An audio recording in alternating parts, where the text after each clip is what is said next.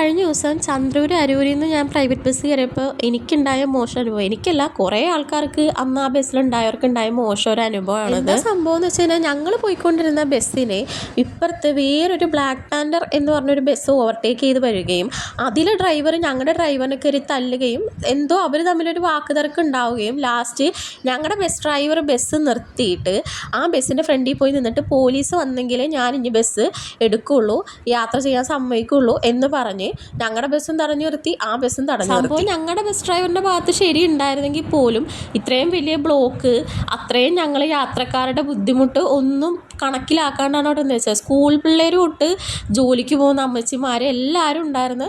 തുടക്കലുണ്ടായിരുന്ന കുറേ ഡ്രൈവർ ചേട്ടന്മാരൊക്കെ കൂടി സംസാരിച്ചിട്ട് ഞങ്ങളുടെ ബസ് ഒന്ന് ഒതുക്കി സൈഡിലോട്ട് മാറ്റിയിടുകയും തുടർന്ന് ബാക്കിലുള്ള വണ്ടികൾക്ക് പോവുകയും ചെയ്യാമായിരുന്നു. ബൈക്ക് യാത്രികർ ഇത് ഒരിക്കലും ബാധിച്ചിട്ടില്ല, കാരണം അവർക്ക് അതിൻ്റെ ഇടയിൽ നിന്ന് എടുത്തിട്ട് പോവായിരുന്നു. കയറിയ ബസ്സിലെ യാത്രക്കാരാണെങ്കിൽ ഭയങ്കര പ്രതീക്ഷയിലായിരുന്നു. ഇവരുടെ പ്രശ്നം കഴിഞ്ഞ് ഇപ്പോൾ ബസ് എടുക്കും എന്നുള്ള ഇതിലാണ് എല്ലാവരും ഭയങ്കരമായിട്ട് ബുദ്ധിമുട്ടുകയും ചെയ്തു. പക്ഷേ ബസ് ഒതുക്കി നിർത്തി പിന്നെ നമുക്ക് ബസ് ടിക്കറ്റ് തന്ന് അവർ നമ്മളെ യാത്രക്കാരെ ഒഴിവാക്കുകയാണ് ചെയ്തത്.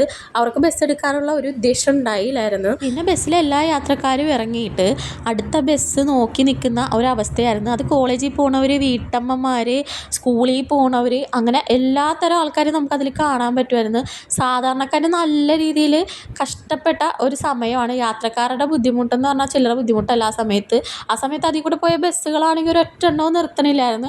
1 മണിക്കൂർ അടുക്കെ നമ്മൾ ഇത്രയും യാത്രക്കാർ ആ ബസ് സ്റ്റോപ്പിൻ്റെ അവിടെ നിന്നിട്ടുണ്ട്. നമുക്ക് നിർത്താണ്ട് കുറേ ബസ്സും പോയിട്ടുണ്ട്. ഇത്രയും സമയം നിന്ന ശേഷമാണ് ഒരു ബസ് കിട്ടിയതും മറ്റേ ബസ്സിലെ കണ്ടക്ടർ ഞങ്ങളെല്ലാവരും ഈ ബസ്സിൽ കയറ്റി വിടുകയും ചെയ്തായിരുന്നു. എന്നിട്ട് ഞങ്ങൾ ഈ കയറിയ ബസ്സിൽ കുറച്ച് പേര് എന്നിട്ടും കയറാണ്ട് ബസ് സ്റ്റോപ്പിൽ തന്നെ നിൽക്കുന്നുണ്ടായിരുന്നു. ഇത്രയും നേരം നിന്നിട്ട് ഈ ബസ് കിട്ടിയിട്ട് എന്താ അവസ്ഥ എന്ന് വെച്ച് കഴിഞ്ഞാൽ, ചന്ദ്രൂരിൽ നിന്നിട്ട് അതൊന്ന് അരൂർ പള്ളി വരെ എത്താൻ വേണ്ടി 1/2 മണിക്കൂറിൽ മേലായി. അത് സാധാരണ ഇവിടെ ഉണ്ടാകുന്ന അവസ്ഥയാണ്. അരൂർ പാലത്തിൻ്റെ പണി നടക്കുന്നത് കൊണ്ട് ആ റോഡ് അത്രയും മോശമാകുമ്പോൾ അത്രയും അവസ്ഥ എപ്പോഴും ഉണ്ടാകുന്നതാണ്.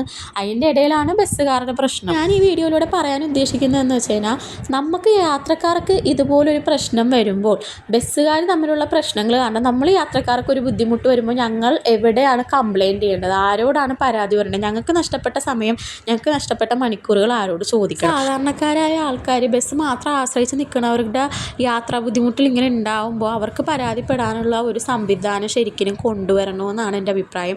ഞാൻ പോകാൻ നിന്നതൊരു ഇൻ്റർവ്യൂവിനാണ്. അതിന് സത്യം പറഞ്ഞാൽ നല്ല രീതിക്ക് ലേറ്റായി. അപ്പോൾ അത്രേ ഉള്ളൂ എനിക്കിന്ന് പറയാം ഗൈസ്. അപ്പോൾ ഓക്കെ, ബൈ ഗൈസ്.